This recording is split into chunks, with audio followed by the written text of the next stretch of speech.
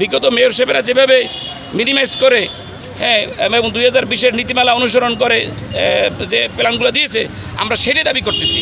যে প্ল্যানের কপি মন্ত্রণালয়ে জমা দেওয়া আছে, আপনারা সেটা শোনেন, আমাদের সমাধান দেন। আপনারা শুধু 96 আইন নিয়ে বসে আছেন।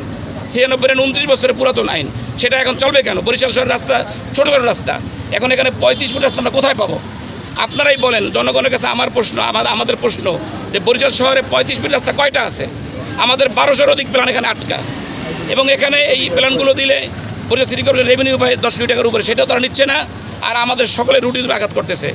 ডেভেলপাররা, বাড়ির মালিকরা, জমির মালিকরা, ব্যবসায়ীরা, ইঞ্জিনিয়াররা সবাই ক্ষতিগ্রস্ত, রাজমিস্ত্রিরা সবাই ক্ষতিগ্রস্ত। আমরা এই ব্যাপারেই কথা বলতে পারবো। আজকে আপনাদের এই ঘটনা আহত কয়জন?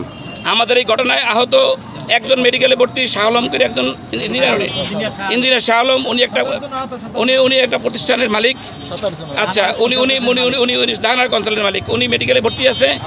আর জাহিদ ভাই যে ইঞ্জিনিয়ার, যে উনি ঠকঠক করছে, ওনার হাঁটু ভাঙছে, উনি সময় বাসায় আছে, আমি জানি না। আর এছাড়া এখানে যে 3 জনকে আটকে রাখছিলেন ওনারা, জিজ্ঞাসা হলে বলে কি আমরা কথা বলতে আটকে রাখছি, কিন্তু এই যে ভদ্রলোক আর কামাল কোথায়? এই যে খালেদ এবং কামাল, আপনারা দেখেন।